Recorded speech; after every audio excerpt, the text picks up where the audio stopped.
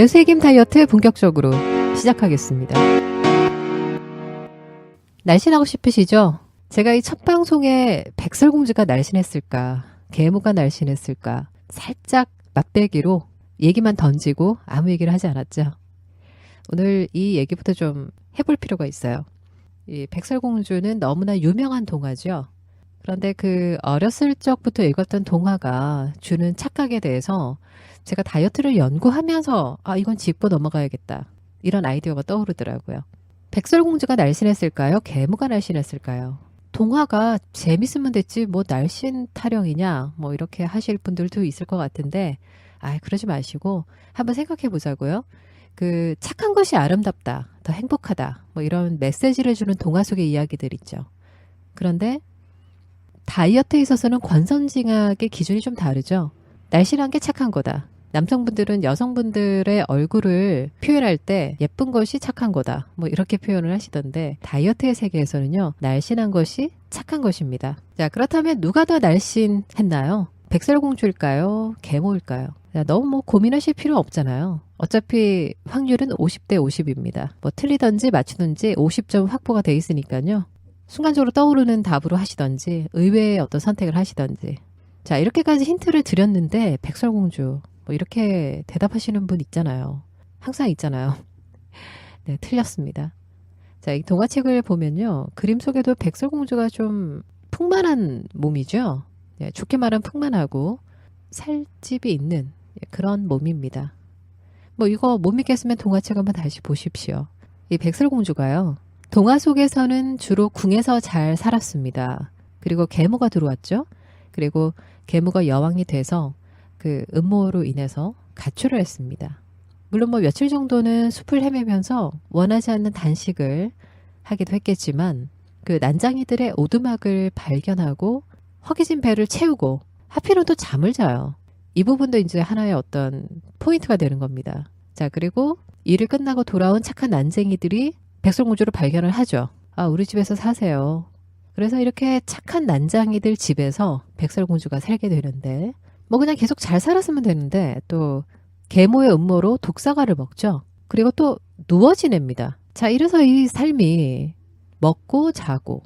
자, 그래서 이 백설공주의 패턴이 상당히 그 상징적으로 나와 있는 거죠. 먹고 자고. 자, 그래서 우리가 다이어트를 고민하시는 분들이 이 먹고 자고, 자고 먹고 이 부분만 잘 관리가 돼도 다이어트에 대해서 어느 정도 기본을 하실 수 있다, 기본을 갖출 수 있다, 이런 메시지를 발견할 수 있다라는 겁니다. 자, 그러면은 동화 속의 왕비를 한번 비교를 해볼 필요가 있겠죠. 자, 그 왕비가 매일 했던 행동이 뭔가요? 거울을 보면서 자신을 확인하는 겁니다. 자, 이 부분이 굉장히 중요해요. 자신을 확인한다. 왕비의 대사는 이렇습니다. 세상에서 누가 제일 예쁘니? 자, 그러면서 거울 앞에서 뭐 이렇게 또 몸매도 한번 점검하고 또 얼굴도 요리조리 살피고, 아무래도 이 왕비가 말이죠, 이 두 번째 부인이잖아요. 그래서 이 생활 속에 긴장감이 좀 있지 않았을까. 자, 이런 부분이 있고요. 그리고 세계 제일의 미녀가 되는 게 목표잖아요. 그래서 매일 뭔가를 몸을 위해서 관리하는, 자, 그런 생활의 태도를 가지고 있습니다.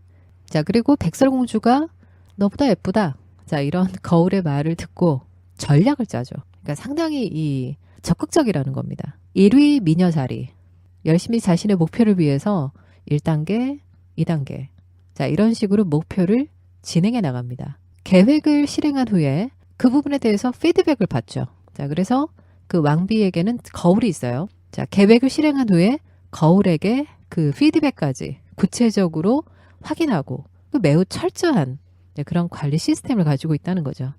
제가 이런 다이어트에 관련된 치료를 환자분을 대상으로 하고 있는 입장으로서 이 백설공주에 나오는 계모는요, 반드시 날씬한 타입이었을 거라는 생각을 할 수밖에 없습니다. 그러니까 사파에 나오는 그 왕비의 모습을 보지 않아도요, 이런 내용으로 살고 있었던 사람이면 절대 살이 찔 리가 없어요.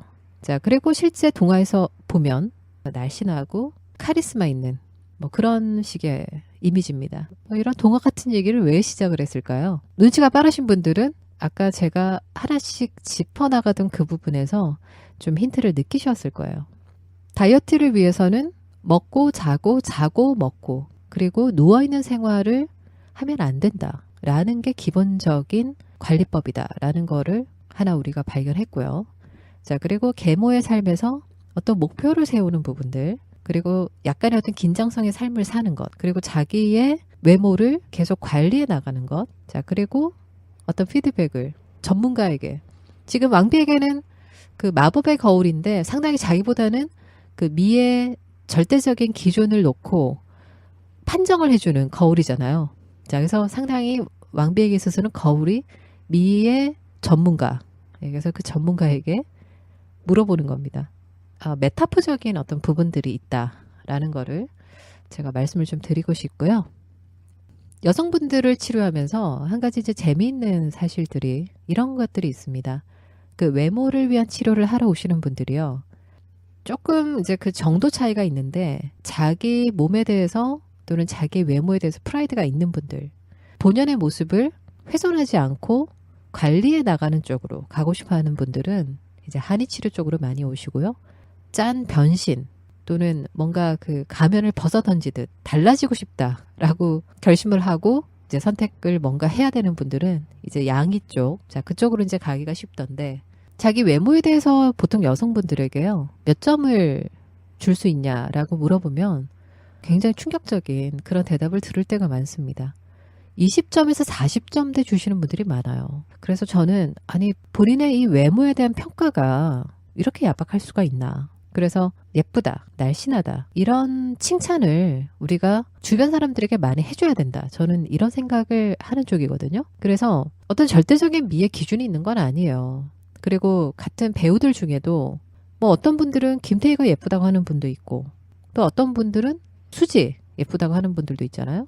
근데 반면에 또 어떤 분들은 뭐 한예슬 또 이렇게 이제 얘기하시는 분들도 있고 다 미의 기준이 다르다고요.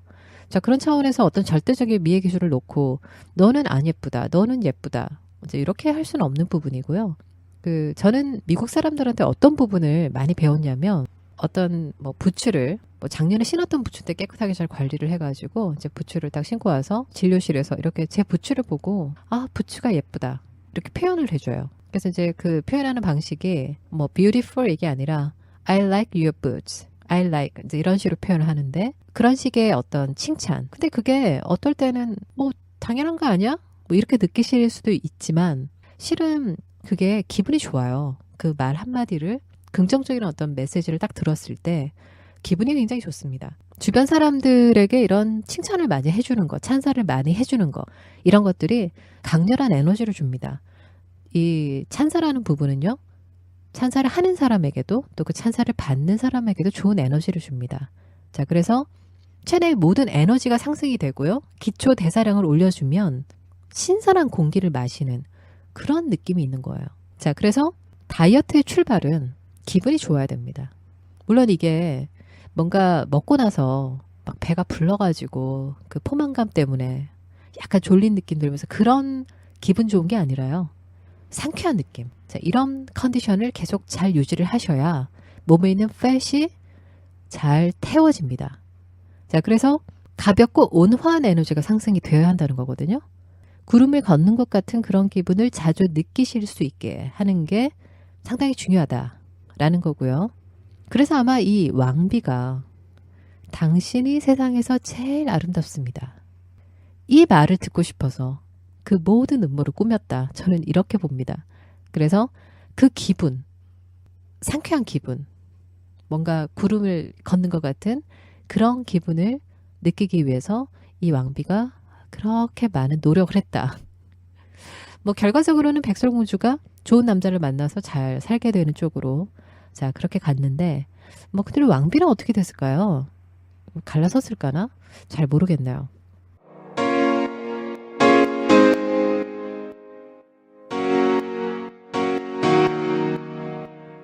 제가 에너지라는 부분에 대해서 말씀을 드렸습니다. 자, 그래서 이 체내 에너지가 상승된다는 게 이 다이어트에서 상당히 중요합니다. 이 좋은 에너지가 특히 발산이 된다면 자, 이것은 태어나면서부터 물려받은 원기를 바탕으로 이 공장 가동 능력이 좋아지는 것하고도 상통됩니다. 자, 내 몸을 공장에 비유하는 것이 뭐 어떻게 들리실지는 모르겠지만 한번 생각을 해보세요. 내가 먹고 생활하고 자는 동안에 몸에서 흡수되고 생성되고 배출되는 게 굉장히 많죠. 자, 이러한 가동 능력은요, 좋은 에너지를 바탕으로 불량품 없이 엄밀한 공정을 거치게 되는데요. 만약 제품이 불량품이거나 검사 대상으로 판정이 돼서 출고가 안 된다. 자, 그러면 어떻게 되겠습니까? 몸에 재고가 계속 쌓이는 그런 원리하고 비슷해진다는 거죠. 이 재고라는 부분이 바로 살입니다. 지방, 내장의 찌꺼기, 뭐 이런 부분들이겠죠. 그리고 현대병으로 부르는 암, 이 뭔가 뭉쳐가지고 정상적인 세포와 다르게 제멋대로 살고 있는 물질. 자, 이런 것들이 모두 몸에서 만들어내는 좀 엉뚱한 것들이다. 이렇게 생각을 하면 됩니다.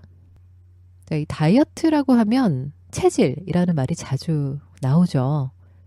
저도 이 내 몸이 산다 방송 채널을 통해서 이 체질에 대한 부분들을 특별히 이제 어려운 그런 관점이 아닌 쪽으로 해서 조금씩 접근을 또 해드리기도 하는데요. 너무 어렵게 생각하실 필요는 없어요. 사상 체질의학에서 말하는 체질도 상당히 이 에너지와 대사를 기초로 만들어진 개념이다. 이런 해석이 가능합니다. 제가 예전에 박사 논문 준비하면서 읽었던 논문 중에 재미있는 어떤 포인트가 있었어요. 인체에서 어떤 배출하는 그런 요소들, 땀, 소화, 소변, 대변, 자, 이런 물질을 배출하는 인체를요, 검은 상자에 비유한 것을 상당히 흥미롭게 본 적이 있습니다.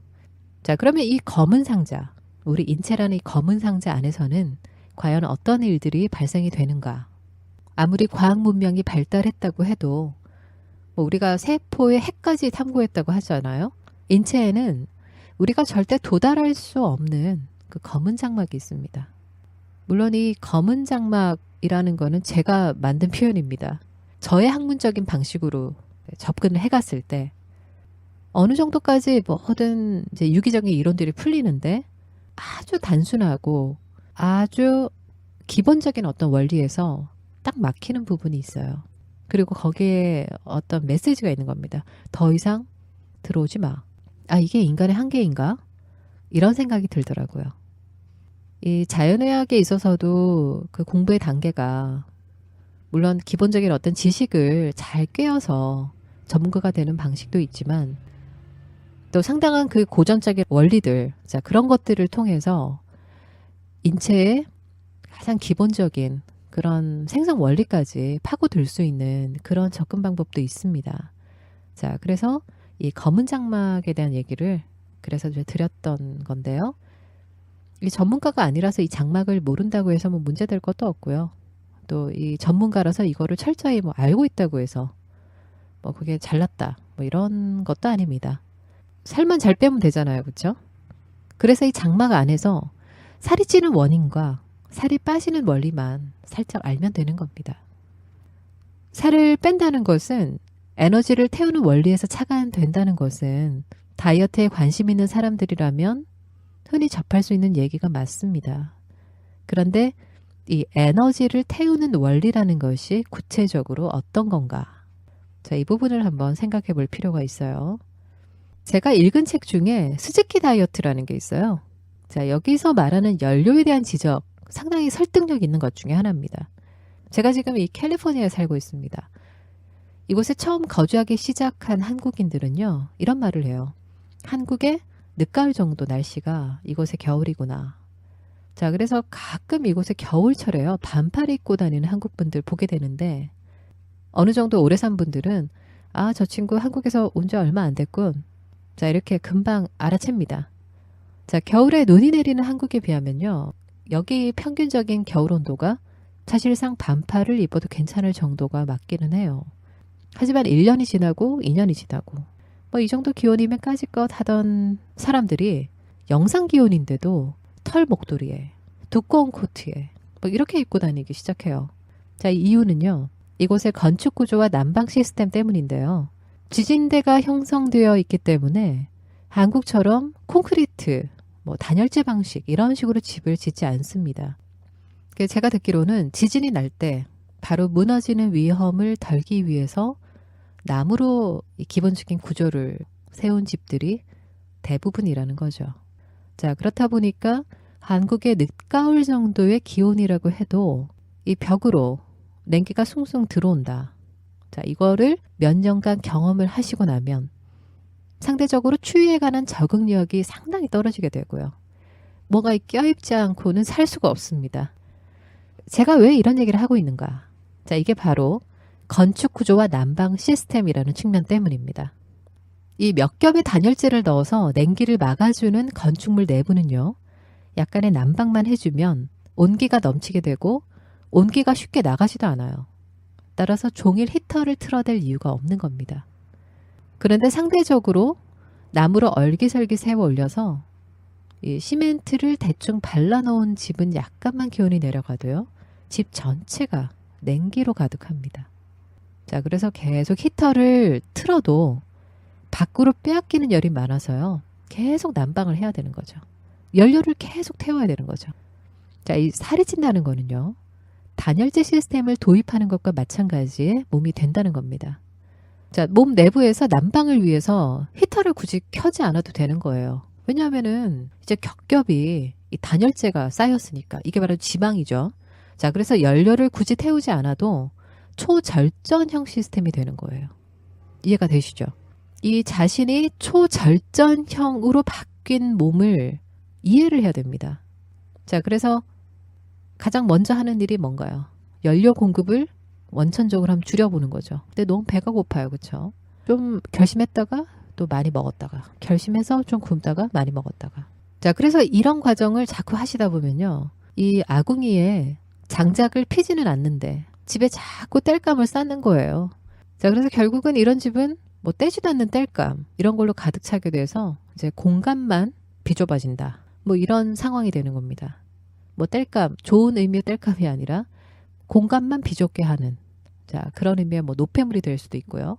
뭐 여러 가지 좀 부정적인 그런 것들이 자꾸 몸에 어떤 포션을 자꾸 뺏는 겁니다. 자, 이게 바로 살이 찐 내 몸입니다.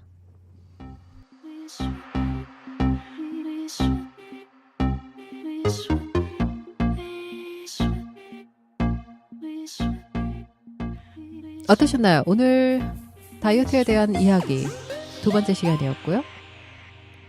생각보다 어려운 얘기인 것 같은데 쉽게 이해가 되시죠? 내 몸이 자, 이 건축 시스템에서 어떤 식으로 변화되는 몸이 됐는가, 자, 이런 부분들을 한번 이해해보는 그런 시간을 가져봤습니다. 뇌새김 다이어트 많이 청취해 주시고요. 저도 틈틈이 잘 준비해서 자주 찾아오도록 그렇게 하겠습니다. 감사합니다.